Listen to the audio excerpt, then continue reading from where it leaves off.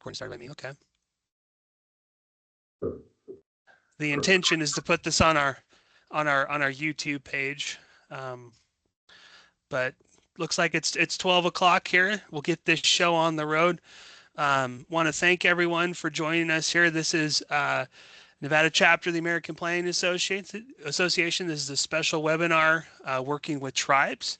My name is Scott Carey. I am the chapter president for the Nevada chapter of the American Planning Association, and will be kind of the facilitator for today's webinar. I want to thank you all for joining us. Thank you for your support of the chapter. It's great to see so many familiar faces and folks all across Nevada tune in today.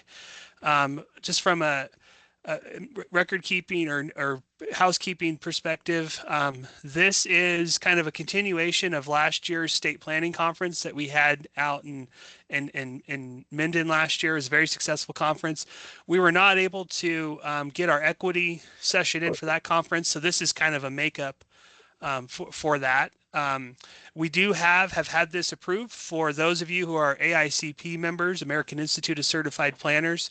I will drop in the chat here the login to record this, as well as the CM credit number. Just a couple of quick announcements for the chapter. Appreciate everyone being here. Those AICP members out there, for your professional development, one thing you may have heard of is the national organization has extended a grace period for your CM credits from last year's reporting period.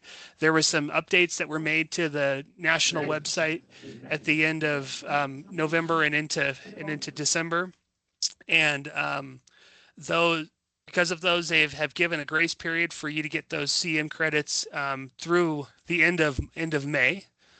So if you have any questions, please feel free to reach out to the chapter, but just we have some extra time.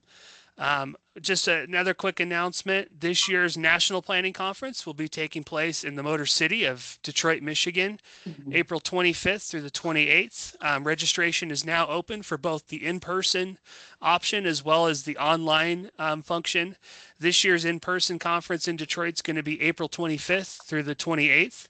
And then also in May 27th through the 29th will be the online option. So if you're in need of additional credits, please keep an eye out for the Nevada State Planning Conference. We'll be returning to Southern Nevada next fall. We hope to have some very exciting info to share with our membership in the coming months. But if you're looking to get involved with the chapter and helping us organize this year's conference, please feel free to reach out. So with that being said, that's kind of our housekeeping items. We'll jump into kind of the meat of today's webinar. Very happy to be joined by some very distinguished panelists for today's webinar. Ms. Stacy Montooth with the Nevada Department of Native American Affairs, Tribal Council member Della John from the Pyramid Lake Paiute Tribe, and Candace Stoll, Planning Director for the Reno Sparks Indian Colony. This webinar we're here from a statewide expert that works with tribes throughout the state. You're going to hear from an elected tribal council member providing that perspective on how to work with tribes, and you also have a tribal staff member with planning as well too. So maybe what I'd like to do on this panel is maybe I'll turn it over to each of you panelists to just give your very impressive. And there's a lot to on your background. So maybe what I'll do is I'll turn it over to each of you. We'll start with Stacy to introduce yourself and tell us a little bit about yourself. Well, absolutely. Thank you, Scott. Hello, everyone. Hello, my name is Stacy Montooth, and I'm a citizen of the Walker River Paiute Nation. I have the honor of serving the great state of Nevada. I'm the executive director of the Department of Native American Affairs. My department was created in 1965. We've been around almost 60 years, and our charge is to improve the quality of life for our 28 federally recognized tribes, bands, colonies, and there's about 60,000 urban Indians in what is now Nevada. And when you talk about improving the quality of life, you probably would never get the same answer. What I have found in my 8 years of public service is that it usually involves education, it involves health, it involves economic development, and then it involves the environment, which is, a perfect segue into what we're going to discuss today. So I want to again take the opportunity to thank Scott. So grateful to have this opportunity to talk about how we are the conduit between the governor's office and our tribal governments. And can I popcorn it to my friend Della from Pyramid Please. Lake? Okay. Good afternoon, everyone. I'm Della John, and I work I'm working on my third term as a councilman, but prior to that, I spent like 30 years working for the Pyramid Lake Tribe and retired in 2019. But I was mostly management and administration on the local level. When I think I worked with maybe 15 different chairmen or 18 different chairmen because they elect every 2 years, and so somebody has to be in place to keep the business going, and that was my role for a long time. And they've had a hard time replacing me, but I thought the role was pretty important because you have to have internal control, you have to know finances and all of the daily administration stuff, so our chairman can travel and do their work of the council. So that was my role. I used to write grants, but then I changed to the management role. And in our council capacity, we were able to get some of our basic needs addressed. So we got a one of my efforts was post-COVID needs assessment, and we got a strategic plan going. Took a year to try to get it in place. We have an economic development plan, and surprisingly, our new strategic plan is all different people, but it says the same thing as our original economic development plan. So it's really nice to know, our tribe tries to look out for the very future way, quite a ways. But I noticed being on the council and like the younger people, in my era, it's always the group matters, and the choices are made for the group. And it's kind of changing now with maybe the influence or the education or whatever, but the younger people they want more individual things. It's not like putting your group first like we were raised. So it's kind of a change. I noticed a little bit of that. And then working for the tribe, we're always in a capacity of service. You provide this, you provide that. And now with the idea of business and economic development, we have to change our whole way of thinking so that we can think in a capital way, I guess, capitalist way, which is different than some of our beliefs and values. We have to make sure we can keep our beliefs and values as we develop. And that's kind of the challenge right now. Thank you, Della. Mhm. Candace, please introduce yourself for the group. Morning, everyone. Good to see many of you that I've worked with over the years. I've been here at Reno Sparks Indian Colony for almost 4 years as the Planning and Community Development Director. Spent a lot of years working for different local governments and private consulting firms in Northern Nevada, but actually started my Nevada experience working for Clark County Comprehensive Planning with fellow intern at that time, Teresa Evance. This was back in the boom days of the 1990s. So I've been around, also worked up at South Lake Tahoe, and then did some different professional stops along the way on the East Coast, city of Harrisburg, and other places. But really appreciate the opportunity to participate in the panel this morning, and thank you, Scott, for allowing me to be on this. Thank you all.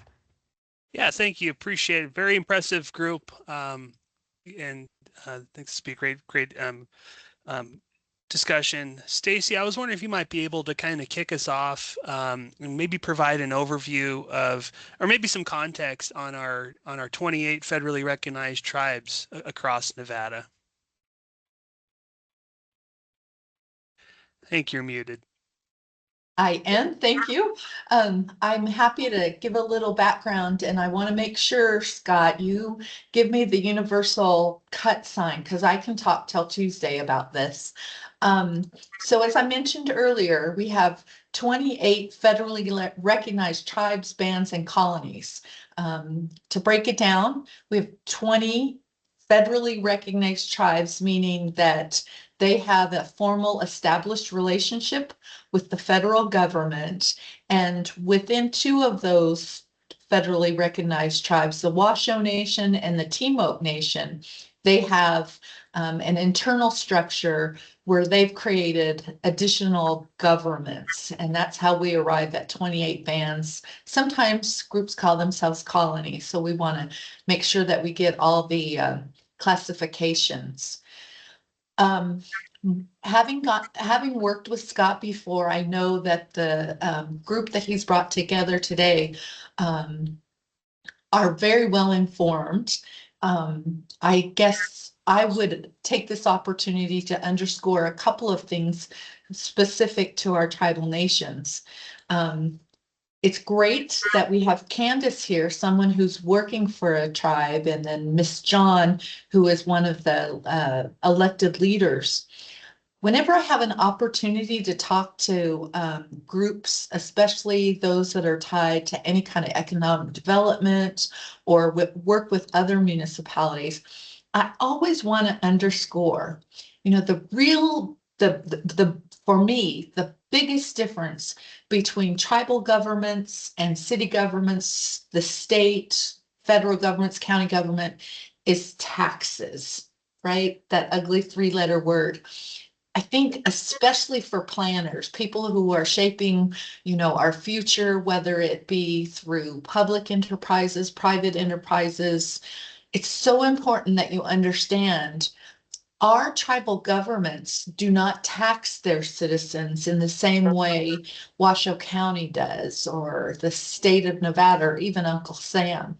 So our leaders, like Miss John, when they are developing plans, when they are working with the budget for our respective tribes, they don't have a pool of money, again, no tax base to pull from. And so, in addition to being a government of the people for the people, our tribal governments also have to act as small businesses. They actually have to generate revenue so that they can provide their community essential services, right? Everything from making sure, there's after school programs and Meals on Wheels. They have to make sure that they raise money, right? Again, usually through small businesses or some kind of an economic development stream. They need to help with, paved roads, to pay for equipment for the firefighters, all those essential services that every government tries to provide for their people. And so being able to understand that value, as Ms. Della said, it seems like it's changing a little bit internally, but as a whole, that's the playing field, if you will, that our tribal governments are starting from. And that's why it's so important that they have sound, healthy relationships with outside entities and industries and policymakers. How's that sound? Thank you, Stacy. I think I think it's important to realize, across Nevada we have, different tribal governments that are set up, and then we also have other, each tribe kind of has its own history and culture, and we kind of have some different bands. I think there's a good map behind you. Yeah, thank you. Yeah, I have a great map, and I'm going to put the website address to our organization in the chat. So not only is there just good background on our tribal governments, but current events as well.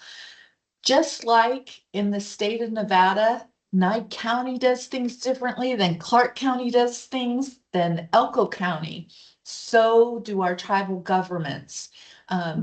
Miss John at Pyramid Lake, the Reno Sparks Indian Colony, where Candace is, the Las Vegas Paiutes, they are some of the most progressive tribes, not just in the state, but on the western side of the country. We unfortunately have other tribal governments that their natural resources are so scarce, and they're in such isolated remote areas, no stable internet, no paved roads, trying to operate from Yamba is a lot different than when you're located in, the crossroads of Reno and Sparks. You all are aware, in business, location, location, location, right? That it's very, the vast majority of our tribes, they couldn't lease land to a Fortune 500 company like the Reno Sparks Indian Colony has done. Nothing like that could ever, be successful in Schurz, Nevada. So they have to really be creative and think outside of the box, just like our ancestors did 200 years ago. They have to use whatever Mother Earth provides for them in order, again, for them to generate revenue so they can support the communities. Thank you, Stacy. Maybe the next question is for Della here, and I think Stacy really led into it very nicely, kind of talking about land ownership and a little bit about leasing. Della, I was wondering if you could provide the group maybe a little context about your tribe and your reservation and how land ownership works with the Pyramid Lake Paiute tribe and how leasing works, both kind of maybe external folks coming onto the reservation as well as leasing for tribal members. Okay, I can do that. Our reservations is 475,000 acres, and then Oh, that's our all, huh?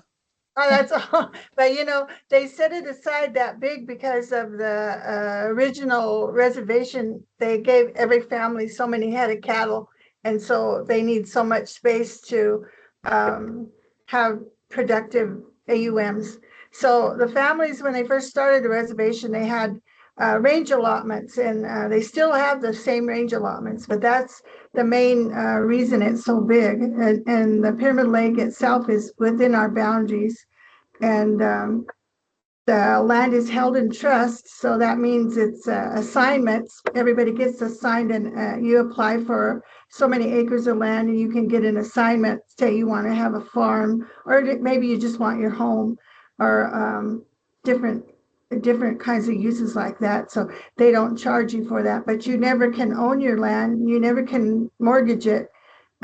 Takes an act of Congress to sell reservation land because it's held in trust for us to use and for our future generations. So the tribe's been a steward, and our Cattlemen's Association has been pretty good at using their methods. We recently changed our turnout date to a month early to address the cheatgrass, so our animals can eat that, and it reduces the fire hazard um, um, that comes with the areas around us. So hopefully, so we release our animals like a month early, because there's only a month that they can eat that cheatgrass. So we use methods like that, and different families run their animals on different parts of the range. But that was the mainstay of the whole creation of the first reservation here. But the Indians that used to live here were originally pushed up to the Maher Reservation in Oregon. And luckily, we had two gentlemen that the cavalry had captured, and they were able to. They had to scout them over the mountain. So they ended up in the Spanish War over there, and they got medals. So when they came back, they said, there's war going on here at Pyramid Lake. So they want their land to be still here. So they sent those medals back, and Ulysses Grant created a reservation with an executive order. So Indians were able to come back and be on the reservation. So most of them are, survivors of a lot of that. And we had the last war in along the Truckee River when it used to meander, and so the land belongs to everybody. And what we try to do is to be good stewards so we can, whatever we do now is going to impact our 7 generations out, or our future. We want our future people to enjoy what we enjoy, and possibly have a better lifestyle. That's our whole goal, is to try to create capacity within our people, and run our own things as we can. But we do have to be aware of everything around us. There's a lithium mine now on the north end. There's geothermal mine on the north end. There's going to be another geothermal activity on our east boundaries. The community on the west side is pushing right up to the reservation line, but that's mostly housing and not really development. And there's solar on our southwest border. Southwest border, and that solar development came in, and it didn't really include the tribe. They didn't do NEPA assessment. We're like a pathway for the endangered, the migratory birds. We have endangered species of plants, endangered species of fish, and our waters depends on that, plus our agriculture uses. So when I started out with the grazing, with what they do is, when you take them out to the range from March to November, then you have to bring them in and put them on your farms. And we have an priority agriculture water right that we have to use, but we can't ask for that water if we don't have our land in production. So we have to support our farmers to make sure our land's in production. And with the flood mitigation recently, that they want during times of flood, all the water to shoot out of the communities in the north, all upstream of us. Everything hits the reservation, and then all the erosion happens. And if our fields go down the river, we can't ask for that water right. So it all ties together: the land, the water, and our livelihoods. So Thank you. yeah, but when Yeah, we recently passed a leasing ordinance where, whenever you lease something, you have to go through the Bureau of Indian Affairs. Right now, they took that clause out. We rewrote it, and you have to go through the tribe now. We can approve our own leasing requests now. thank you, That's Della. excellent. Quite a few issues, in land management. Appreciate that high level perspective. Candace, I think the next question for you, and maybe it's kind of similar along the lines of Della's questions, but what are some of the challenges that the Reno Sparks Indian Colony is facing? And obviously, given your urban location and your two communities, just kind of wonder if you could provide some context about some land management and land use issues that the colony is dealing with today. Thank you, Scott. So as Stacy mentioned, Reno Sparks Indian Colony, the original colony, is basically right in the middle of Reno. We were never annexed to the city of Reno. So when the colony started in 1917, it was in Washoe County. And the original colony today is still in unincorporated Washoe County. Most people don't realize that. We have almost 1,400 enrolled members, and basically almost 15,610 acres. Certainly not as big as Pyramid Lake. We have acquired a lot more land over the years, thanks to congressional acts.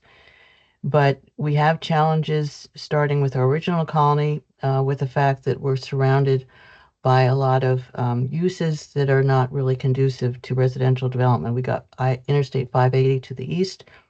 We are bounded by 2 state highways, East 2nd Street, as well as Kitski Lane. So it means getting out around to Reno, to Sparks, to other areas around the region. We have to deal with these environmental impacts.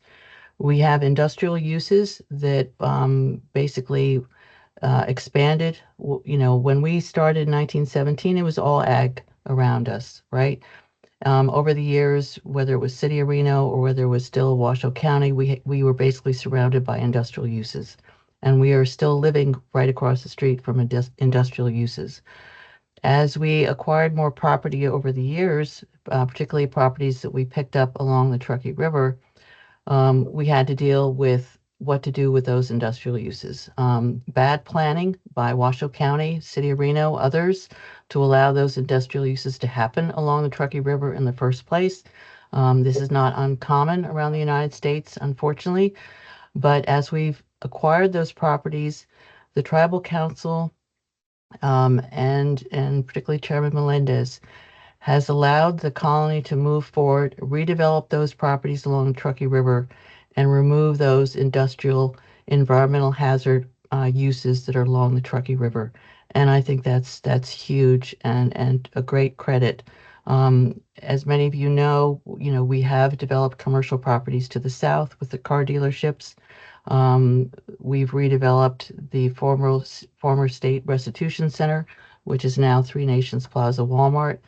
And we have a lot of opportunities going forward, but the challenge is to work with our partners at the local level. That's obviously City of Reno, City of Sparks, Washoe County, as well as regional planning with RTC, Northern Nevada Public Health.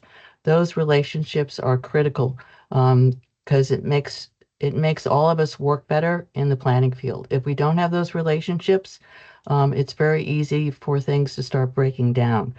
And another example of that is thanks to our tribal police department, and this was something that we had as a specific action in our public safety element in our new comprehensive plan, was to update the interlocal agreements. So thanks to mainly our tribal police department and our emergency Hungry Valley Fire, we basically have updated all those interlocal first response agreements with Washoe County Sheriffs, City of Reno Fire, City of Reno Police, and on and on and on. And those agreements are critical because we don't have professional emergency response fire in Hungry Valley. And we need to rely on those public safety relationships down here, particularly in Reno, as well as in Hungry Valley. So we have a lot of challenges, like many challenges with any kind of local government, and not just tribal governments. But I think it's dealing with the industrial uses that historically have surrounded the Reno Sparks Indian Colony, and then going forward with some redevelopment along the Truckee River. Truckee River is critically important for obvious reasons, and we are doing as much as we can to improve land uses along the Truckee River, protect the Truckee River as it goes further to Pyramid Lake, and that's one of our key priorities and challenges going forward. Thanks, Candace. Just a few things to keep you busy, I'm sure. Stacy, the next question I have for you, kind of getting into the meat of the webinar. Our association, we have members throughout the state of Nevada that are professional planners, both in the public sector and private sector as consultants, and we work to make communities great all across the state for all Nevadans. If I'm a planner and I have a project and there's a nearby tribe I'm looking to engage in. Is it okay if I just send the chairman a letter, and if I don't hear back from him, we're okay, and the tribe's okay? They don't have any comments. What would be an effective way to kind of maybe reach out to a tribe? Okay, let's start on the opposite end. Your example, Scott, is not an effective way to reach out. I get asked all the time about building relationships with our tribal governments, our tribal communities. I actually gave this a lot of thought this morning because I had a suspicion that Scott might ask about it. And at the risk of just sounding very simple, the relationships that Candace referred to and how important it is to, it's a key element for the success of not just our tribal communities, but we don't live on islands. We want to be good neighbors. it's just like any other relationship, whether it is with a family member, whether it's with a romantic person. You got to work at it. You certainly don't want to just hit that person up when you need something. And unfortunately, that is a pretty typical interaction for most of our tribal governments. They don't hear, not just from planners, but they don't hear from municipalities, they don't hear from industries or businesses that are making these monumental decisions that are going to impact the quality of life of all the people around. You look at some of our laws, in the most strictest legal sense, often planners, businesses, they're not legally required to consult with our tribal nations if certain factors aren't met. But I want to just really encourage everyone to go beyond what the rule of law is. Just as if, a business was going to impact your day-to-day life, your how you operate out of your own house. That is a similar example of how our tribal governments feel as well. Part of our charge at the Department of Native American Affairs was to create a written consultation policy. It actually has several prongs. Quickly, I will share with you, I'm charged with getting our tribal government leaders and the governor together annually. No specific agenda, but get them all in the same room. I'm responsible for providing professional development, the background, the contemporary lives of our tribal communities, tribal governments, to all Nevada employees. And then there's also the component in which we were required to create, develop, and to have posted on our website a consultation plan. And I've put my website, our website, in the chat. It's really a roadmap. It's really a guide to help everyone from municipalities, again, to private businesses, to planners, with some very basic steps in order to build, form relationships, so that when you are going into their neighborhood, or whether it's because of a road or whether it's because you're building something new, this will help you to get the ball rolling, so to speak, with conversations. I also would suggest, don't wait, right?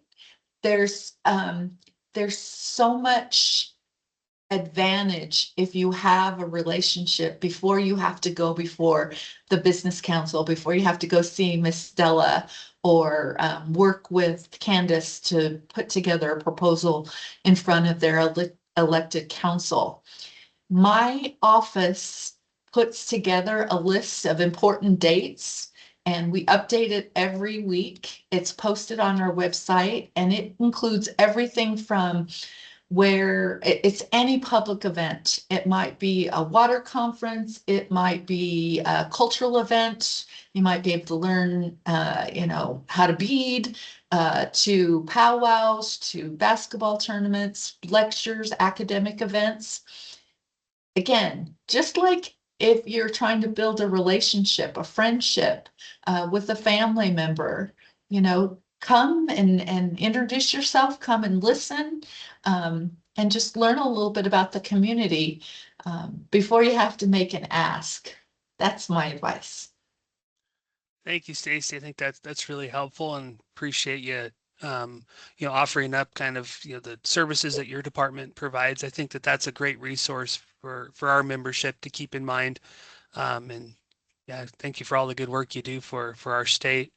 Next question is for Della. Maybe kind of building upon my question to Stacy. And Della, you've seen it as a member of the community, as well as tribal staff member, now in your role as an elected council member. Yeah, and I'm sure in your career, there's been quite a few unscrupulous characters or snake oil salesmen approach the tribal council with, the greatest deal ever. I was wondering if you might be able to provide some guidance or some best practices to our members on effective ways to kind of approach tribal leadership and the tribal council and make sure that consultation is done in a meaningful and effective way.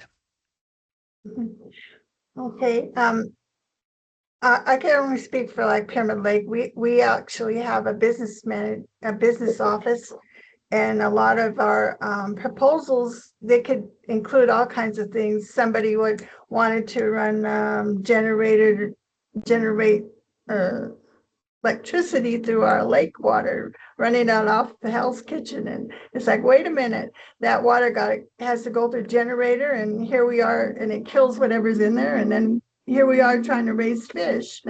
So you have to think, people don't realize, we're a fish tribe, and that was mainly what the tribe started in the 70s, is restore our fisheries, because all the water diversion killed our original strains. But we're the Quiwitacata, so we are our fish eater tribe. Anyway, culturally, that's who we are, and we've always, our tribal resources has always gone to save our water and to keep it as clean as we can, and not to and then to use it for our own beneficial uses. So I think when you do approach a tribe like our tribe, you would go to our business office, you present your proposal, they do the vetting and look at it. In the past, we didn't have a planner position, and we didn't have a business officer position, and so a lot of these proposals would come and hit the council, and then you get everything all that one night or a week before the meeting, and you don't have a real time. Nobody's there vetting it, so that didn't work for us very well. The turnout of it wasn't very good, and so we did create a corporation as well, but even then, you have to do that vetting process. And sometimes if you don't have money for legal, you're not doing that due diligence. So that's very important before it even gets to the council level. And then when you do get there, you do your presentation, and then you go back maybe 2 times or 3 times, depending on what they want clarification on. And then you do your resolution to ask for it, and everything we process or act on is either through resolution or motion. So a lot of times, like with our revenues, we have land leases, we have right of ways, we have our tourism. Our tourism is really good, really big. We're one of the designated roads. All-American Road, I think it is, in Scenic Byway Road, but that opened avenues for our tourism and developing that, as well as paying for our museum.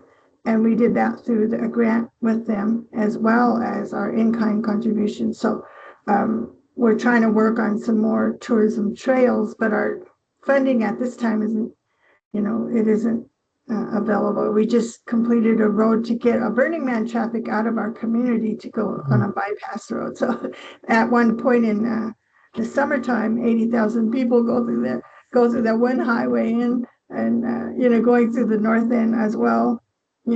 Cars are everywhere, and all it takes is one accident and they all stop. Yeah. So our community gets impacted like that, but they actually do consult with us now, and they try to plan with us now, but we still have a lot of issues with the traffic and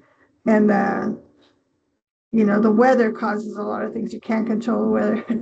But when you do come to the councils, I think if you have your written plan and you have what you really need, then you make your presentation several times, and then you do your ask, and then they'll do a resolution, or they'll do a consensus, or they'll send you back to do more information.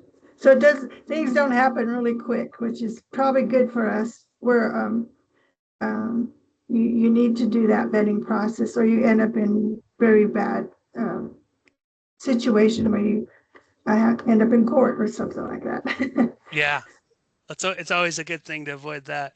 Thank you, Della. That's some very good real world advice there. Next question I have is for Candace. I was wondering if you might be able to kind of provide our group here with kind of an overview of kind of how land use planning works for the Reno Sparks Indian Colony. Does the colony have its own land use plan, and how does the colony try to approach meeting the needs for its members? Thank you. So about 2 years ago, we started the process of preparing a brand new 2040 comprehensive plan. Reno Sparks Indian Colony had a comprehensive plan, but it was adopted in March of 2000. It wasn't as comprehensive as maybe it could have been. So 2 years ago, we started with extensive community surveys touching on everything: housing, land use, economic development, public safety, cultural resources, and conservation. We obtained a lot of great community input, and we also asked community about their land use preferences. What do you think should be happening on this parcel next to Walmart? What should be happening for some of the property we have up in Spanish Springs at Eagle Canyon and Pyramid? We asked the community many times during the survey process what their opinions were on different issues that were working or were not working. So the feedback was tremendous, and we use that really as a springboard to start developing that new 2040 comprehensive plan. The Tribal Council adopted the 2040 comprehensive plan in May of last year. And we're actually coming up almost a year now where we're going to need to provide an annual report to the Tribal Council to give them an update and the community an update on what's been achieved. Where are we with the different actions? We have, I think, close to 100 actions that are specific to each of the different functional elements like housing and land use. Some of the land use actions would be things like finishing up fee to trust applications for those parcels we still own in fee. And that's a whole subject unto itself. There's a lot of lack of understanding that we have different types of land ownership. And I think, in some ways it's simpler for us because we don't have to have the issues of allotments. We have fee land and we have trust land. We don't have allotments, unlike the Washoe tribe. And I think, going forward, that 2040 comprehensive plan has been really helpful on many different levels, not only for telling us what we need to do to address community needs today, as well as community needs in the future, but it's also helped us, not surprisingly, with grant applications. So, for example, we're going for an application, the DOT build grant application, to upgrade one of our evacuation routes. Well, that's a specific action in our comprehensive plan, public safety. It's also on our transportation improvement plan. So all these things come together and say, we're ready. We're not just talking about something that's on a wish list. We've gone to the community. This is something that's on our adopted transportation planning, and we want to move forward and have the grant money to actually upgrade that. It's an evacuation route, and to move forward. So having that comprehensive plan has been really helpful. We also were able, as part of the actions that we were proposing, public safety and land use, Tribal Council adopted our own building code last year. And that building code, again, it's, the model codes, also the Northern Nevada amendments, but that's a building code that is ours. It's not something, we're not relying on other building codes. It's our building code that the community and Tribal Council can amend, can modify however they want to as we go forward and do future amendments. So those things have been really helpful. And finally, I just want to say that, Rob Beltramo, great to see him on the call today. When I was in Douglas County back in 2011, Rob and I were worked together closely on making sure that the Douglas County Master Plan incorporated the Washoe Tribe Resource Management Plan. And so we actually had that as a chapter in the Douglas County Master Plan.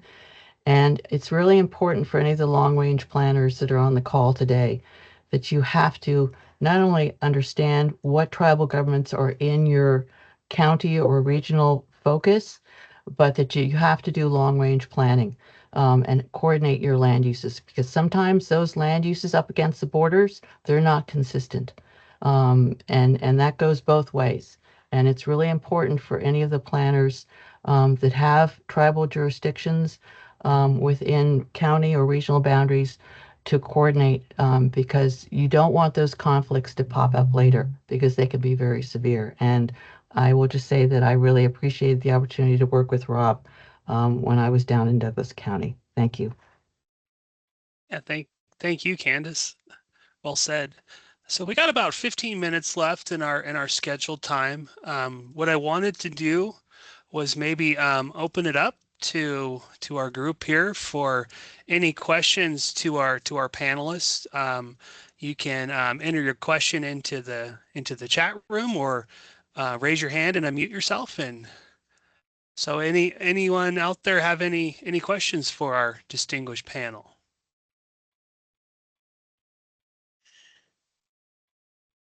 Scott, Sure. before we entertain questions, or maybe a good segue to questions, all the information Candace just provided for you is so valuable.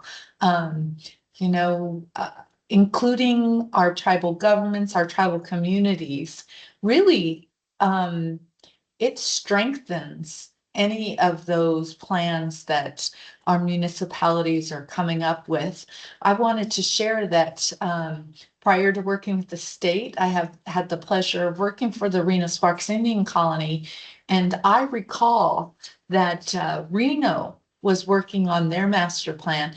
They not only included the Reno Sparks Indian Colony, they actually held one of their town halls to collect that information that Candace was talking about. When you survey folks and ask about priorities and concerns, one of the ways that the city of Reno got that done was they used this great meeting room right down in the heart of the Reno Sparks Indian Colony. And if you can come, just like anytime you're trying to form a relationship, meet people where they are.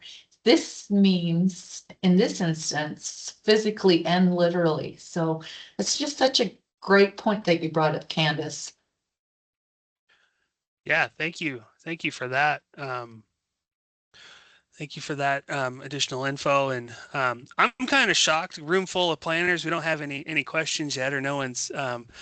But I got some more questions. But feel free to add your stuff. Maybe Della, maybe to build off Stacy's great point there.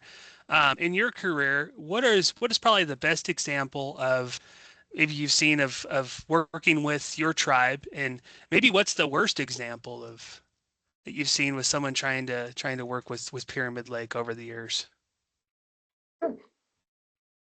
Well, I think our tribe's always been in this. It's been like a legal war with the state. We had over water, so we're trying to solidify our water rights. So a lot of our resources have gone in the past have gone towards the litigation and trying to secure our water rights so that we can use it beneficially for our communities. But so that's been a major focus for our tribe for many years, and we haven't been able to replace carpet and do this and do that because we're all our money is going to litigation or trying to secure our water for the future and for current uses. So you have to communicate with everybody. You have to make sure you're at the table, I guess is what it is. And that consultation is very important. a lot of times the local communities were there, but we're not there. And then if you think about it, a lot of our economy has been in the past, and whatever we bring into the northern Nevada, a lot of it runs right off the reservations. We support our local communities because our stores are there, the car dealerships are there, and everything's there. I always thought we should we did it before in the past, but the impact that our tribe has to the economy is kind of invisible, but it's there because we're the greatest supporters of our local community. We pay the taxes in the county.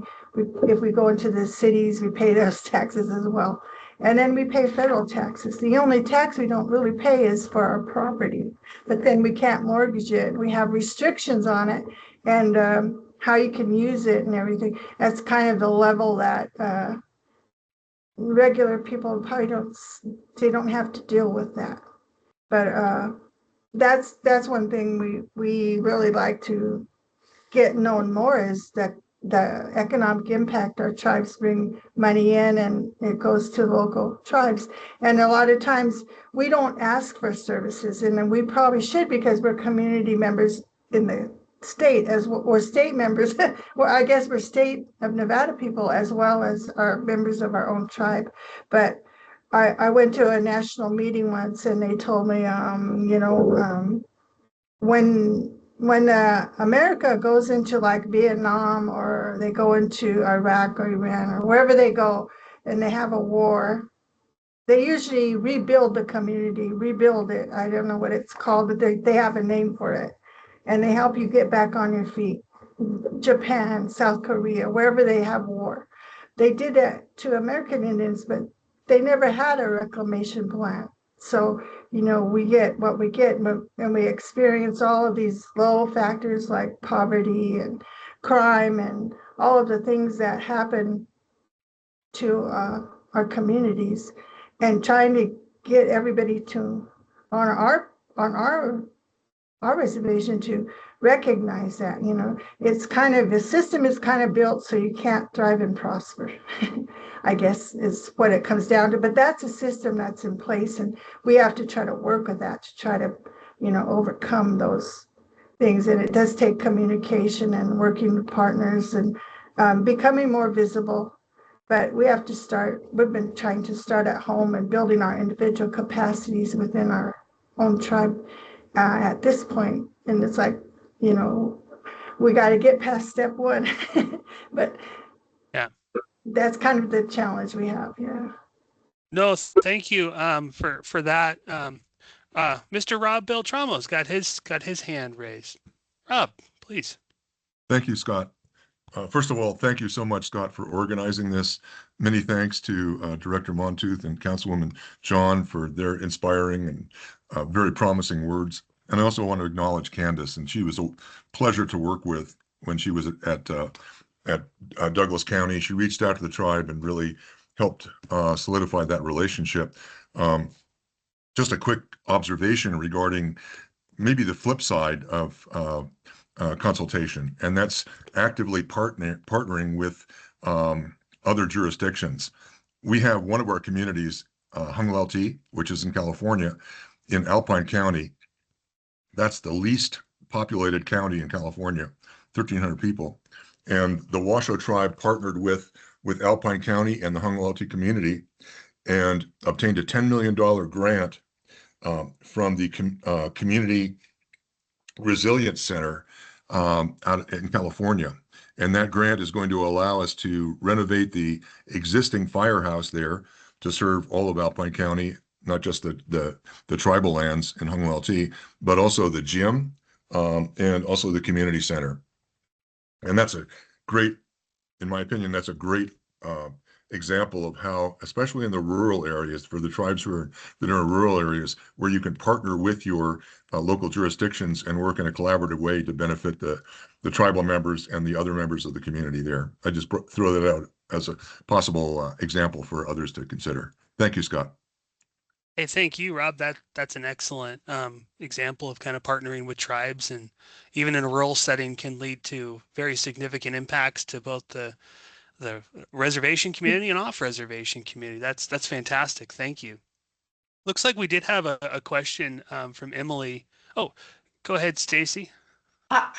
Thank you for sharing that great example, sir.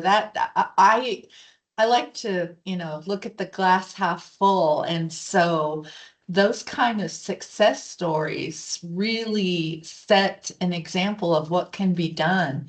I know during the last federal administration, often grant applications were given a little, they were scored higher on a matrix if it included multiple partners, and often, our tribal governments were able to fill that classification. So I have always found it very, very interesting that a lot of the priorities, a lot of the hurdles are very similar between our tribal governments and, our rural governments, right? The things that face Austin are often something that is common, no major grocery stores, right? That's the same thing that happens out even, in Hungry Valley, that happens in, South Fork and Wells where our other reservations are. So yeah, at the risk of sounding like a Pollyanna, I think we have more in common than we don't.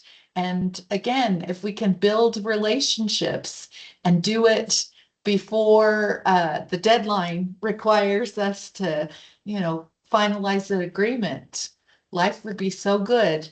And my department is happy to help. Thank you, Stacy.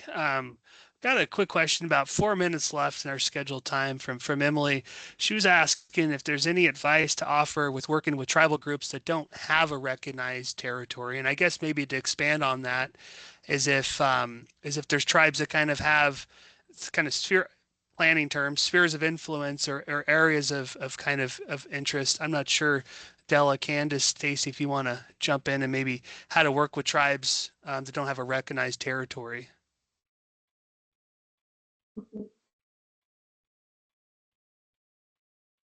Scott, is it appropriate? Emily, can you give us a little bit more information or some specifics on what kind of a tribal group you're referring to?